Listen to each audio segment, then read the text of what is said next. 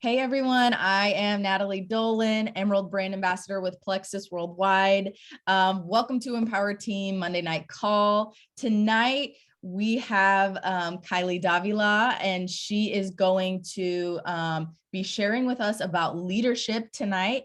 I absolutely love when Kylee shares with us about leadership. Because Kylee has been so intentional to grow herself in the area of leadership and has transformed into such an awesome leader. So from someone who didn't even see themselves that way into a thriving, amazing leader now, it's just like, listen to what she says because she has dug in deep. So take it away, Kylee. Hey guys. Okay, yeah. So I love how Natalie just said that because I had no idea she was going to say those specific things. And I have a list here of, things about leadership that I'm going to talk about. And really get into developing the leader within you. And I'd kind of like felt this little nudging, and Natalie always tells me, go with your gut, like, what are you feeling? And I was like, I'm going to share just a little bit about my journey with leadership in the first few minutes to kind of paint a picture for you guys, because I think it's so easy for people to look at successful people, look at the leaders on the team, look at the jewels, look at diamonds, look at any successful person. And you have that temptation to think it's just something easy for them, that it just came natural, that it was something that they were born with. It's just simple. And it's so far from the truth, because let me tell you guys, like, I consider myself to have a part one in my business and a part two. And I really will tell you guys, I could never be where I'm at today if I had not went through my part one. And I want you guys to know, no matter where you're at in your business, if you're brand new, all the things, like, you have the ability to lead. Yes, everybody has different strengths, but if you will just really focus on developing yourself, I promise you guys have it within you. Like, I promise. That's what I got. Pinky promise if we were face to face. So back when I got started in my business 6 years ago, I had really high confidence in the products. I knew they worked. I had really high confidence in this company. I had high confidence in my team and my friends. Like, I had even confidence that people who joined me, that they could be successful. Where I had the problem was I had really low confidence in my ability to lead. And leading is something you guys cannot go without. Like, you cannot build this business if you do not lead. You just can't. It's like an ingredient that if you don't have it, you're not going to the top. Okay. So I doubted myself. I was not assertive. I've struggled with that my whole life since I was a little girl. I would shake, like visibly shake, if I had to speak in front of people. Matter of fact, over Christmas, my grandma told me, hey, I see you on that Facebook all the time doing your stuff. And I remember back in high school, I got chosen to be like the student athlete of the month. And the news station came and they were like filming me in track and field. And I had to do an interview, and y'all, I could not speak. Like, I couldn't. And she was like, I just can't believe you can speak so well to people on that Facebook stuff and in those stories. Because I remember that time you did that interview and it was just not good. And I was like, thanks, Grandma. But it was a compliment, it was a good reflection to really be like, man. And so at that time, it took me 2 weeks to go silver. And then from there, it took me a year to hit gold. And at gold, you would think that it would be like at the point where my leadership took off. But I was at a standstill, y'all. Like, I just could not envision myself as a leader. I was like, I just can't do it. Like, God just didn't call me to be a leader. I just can't. I had all of these thoughts, all of this like trash coming in my head, and I wasn't flushing it out. I was literally buying into those lies, which is why it's so important to take inventory of your thoughts all the time and replace it. Like, just because it's a thought does not mean it's the truth. And if you want to step into your God given, like what you were born to do, you have to push those thoughts out, because a thought is just a thought. And so at that time, I just got in this like really low place, even in my life. Like my husband noticed it, as a friend, as a wife, as a mom.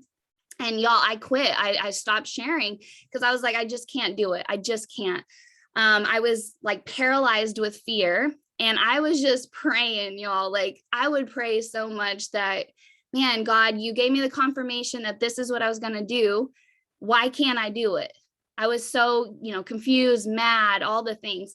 And little by little, I didn't know it at the time, but looking back, God sent these things to like prepare me. Little bitty steps here and there to develop me, to get me ready to come back. And I didn't know it. I just had no idea. There was like an opportunity at church, like small things to lead. And then we went on a mission trip to Peru, and they were like, hey, you're going to be a squad leader. And I was like, a squad leader? I cannot do that. Like, I cannot tell people anything. And so I stepped into that so scared. And what I started noticing are these little patterns. I started saying yes to things that I was really, really scared of. Like I started to say yes. And then we got back and I was asked to speak at church. And I was like, heck no, I'm not going to speak at church in front of people. And instead of saying no, though, I said yes. And so I started noticing these things, these patterns of saying yes and doing it afraid. And that is what I want to get across to you, like doing it afraid. Do everything afraid. I do stuff all the time afraid. There's never a part where you're just going to arrive.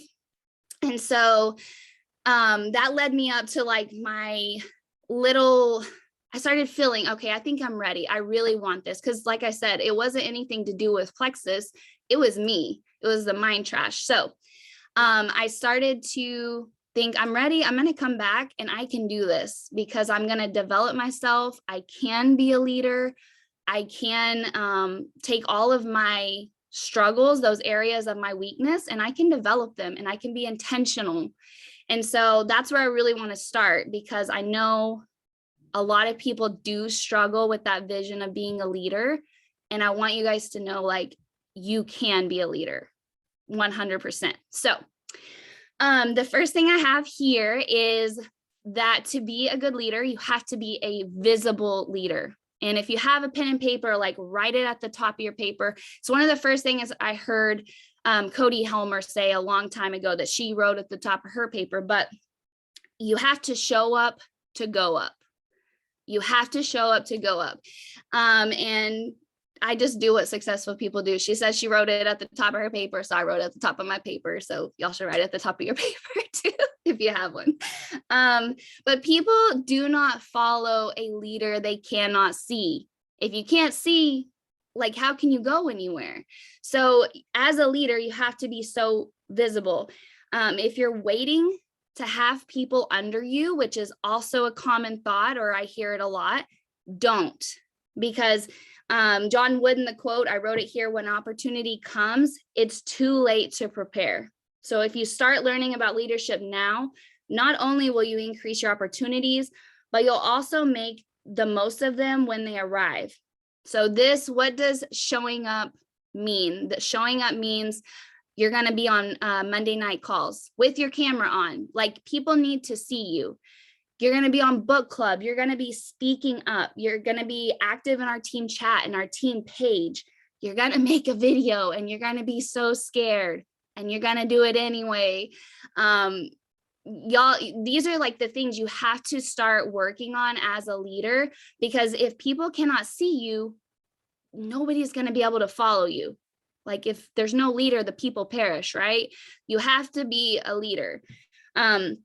A visible leader. By being visible, you also cast vision. So that's really big in this business, to be able to cast vision and have so much belief that you draw people to you. The energy of the leaders, the energy of the team. So what energy are you bringing to the team? You have to, like, if it's like low, you're going to have low energy for the team. If it's high, you're going to have high energy. So what do you want? I have here written here, boss versus a leader. So when I think of a boss, it's somebody just telling you what to do, right? They're like, hey, do this, do that. A leader is literally in the trenches with you. A leader is showing you how to do hard things. Like, they're not just telling you to do these things, they're actually doing it. You're being visible. I always think about my coach in high school made a huge impact on me, and my cross country coach. He ran every single practice with us, every single one. We got up at 7 a.m. We ran, and he was really fast, like so fast. He always passed me, like, and they always started behind us, but he would run with us. And not that every coach has to run, but it like spoke, like the people on the team, we were so loyal. We knew where we were going. He led by example. And I always think of him. Even Tova today on our call, we were talking, and she was saying, you know, if you go to a gym and you have a trainer who's training you and they're not fit, or they've kind of like fell away, why would you want to listen to what they have to say? Like, why would you go to a trainer who's not still bought into his vision? That would be weird, right? So just be very, very mindful of that. The second thing that we talk about a lot is that you need to take ownership. So no one else's name is on your paycheck, right? It says your name. It's not your upline. It's not your downline. Your success is up to you, and you really take ownership of that. And you don't rely like on other people. You don't feel like, oh, you know, I could be better if it was because of my upline. I could be better if it was because of my downline. Like, you have to take ownership and realize like your success is up to nobody but you. The more that you grow, the more that you know, the more that you change. Recognize what you're resisting. So there's going to be areas, probably based on your personality or where you're at, that you're going to be resistant to. It's just human nature. When things make you uncomfortable, your brain kind of is like, protection, right? So what are you resisting? And be very mindful of that. Add value. Everybody has value to add. So leaders are value adders. I don't know if that's good grammar, but whatever. If it adds value to you, share it. That means everybody. I don't care what level you're at. Share it. If you question if it's something good to share, go to your upline and say, is this okay to share? Leaders take initiative. Leaders are always mindful to bring people up. Like the quote we had, like, when the tide comes in, you know, all boats rise, and like, we're here to lift each other up. So speak to people's strengths and not their weaknesses. So on your team, you're going to have different people with different strengths. Always speak to people's strengths and not their weaknesses. Just be so mindful of that. And the diversity on your team is a really good thing. Diversity is great. You don't want everybody to be the same. We were just talking before the call started about some people on our team have really high, great skills, whatever you want to say, with graphics, and some people don't. I mean, you come together, diversity is a really good thing. Problem solvers. Leaders are problem solvers. You don't shy away when a problem comes. Like, everything is figure outable. I got that from Brittany Howard. She always says it, and I'm like, I don't think that's a word either, but I say it all the time. Everything is figure outable. If somebody has a problem, it's a great opportunity to find a solution. Everything, like all the problems, are just going to make you that much better. It's going to make you grow that much further. So be thankful for your struggle. Be thankful for any issues that come up. Fell forward, fell again and again, and just know that that's part of the growth. That's part of like what needs to happen. It's natural. So don't resist it. Leaders adapt to change. There is always going to be change. There is need for change. Change is uncomfortable, but leaders adapt. And I wrote here, since earlier I was thinking about when I went to Peru, one of the things that they told us was, you know, don't forget about your little buddy, Tim. And what Tim stands for is, this is missions, meaning anything and everything can happen. And your mindset has to be, no matter what comes up, like, I'm going to be good. Like, no matter what comes up, you're going to keep pushing forward. So think about your little buddy, Tim, because he does come along in life too. And like, things happen, but you're always going to be adapting to change and figure it out. So leaders are also emotionally mature. They're open to feedback. They are coachable. You're able to manage your emotions no matter the circumstance, which is huge. You never assume someone else's intentions, which can be hard sometimes. We're just like, oh, no, this happened and this is how it is. Just don't assume. Don't, because you really don't know what's on the other end of somebody else's thoughts or feelings or what's happening. And leaders are really good to just emotionally be secure and don't assume.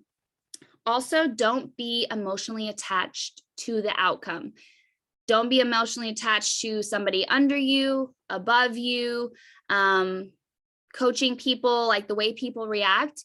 Just lead in a way with integrity and everything. And no matter how somebody reacts or responds to you, just know it's fine. Like, it's not you. Don't be emotionally attached. If somebody turns off their subscription, if somebody quits on you, somebody who was going to order, we all know that, right? You're like, oh, they're about to sign up like right now. Like, they just told me. And guess what? Something happens and then they don't, and then they ghost you for like a year. Don't be emotionally attached. Okay. They will come back usually. So, and then lastly here, I have leaders create culture and that you invite people into it. So I always love the quote, it sticks out in my mind, that culture eats strategy for lunch. So that statement right there just tells you you cannot be successful without culture. Like, you can have the best strategies in the world, but if you have a really poor culture and it's not inviting and nobody wants to be a part of it, then you're going to have a problem. So people will start because of the products, but they will stay because of you. So that's what I have there about culture. And I think our culture is really, really special. I've talked to so many people on other teams or outside, and they're like, man, you guys have a really special connection, really special culture. And even when I, had my time where I went through the hard time, where the trenches, whatever you want to call it, I still could see visible leaders with Natalie. I could still see the culture. I could still see all of these things, which is really important, because if I hadn't seen that when I was going through all of my things, I wouldn't have that vision to come back. I wouldn't have that vision that I could do this. And so that's pretty much what I have. When you speak about leadership, I mean, you could probably find like thousands of things to touch on or speak, but these are just the things that speak the most to me. And if you're looking for somewhere to start, these are really great places. Be very intentional. I think the first one was the most important, to be visible. You want people on your team to be visible so that they know like who to follow, where they're going. Because if they can't see you, they just you're never going to develop them. And that's what you want to do. You want to develop leaders. So that's what I got. Thank you so much, Kylee. I'm seeing in the comments, people who have come back, right? And man, like, how dang cool is it that our culture is so come one, come all.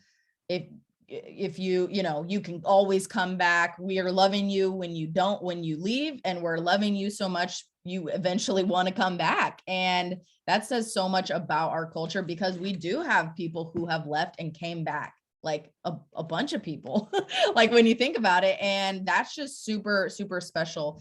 And it stems from all of these things that you're talking about, being visible and being an example and growing and adding value and solving problems and adapting and being emotionally mature and creating culture. Like, all of these things make what we have here just this beautiful space for people to come and thrive, man. So thank you so much. You're such a beautiful example of leadership and how growing yourself into an amazing leader, and like, what a full circle moment. You know what I mean? I love every time you talk about leadership, such a full circle moment. If I can do it, anybody can do it. That's why I'm like, people think that it's just talent alone. It's not. Like, anybody can do this if you're willing. Like, just be willing. I mean, Kylee is out there reading books on her own. She's watching podcasts. She's doing all the things on her own. Nobody has to tell her. She is in there, like just doing the things and growing herself. So let that be an example. And yeah, her husband's not gone right now. She makes it work. You know, she figures out what she needs to do for her kids. She doesn't make excuses. So y'all be looking to her and find the leaders that you connect with and do what they do, you know, all in leaders and do what they do. So thank you so much, Kylee, and we will see y'all on the next call. Bye, y'all. Bye.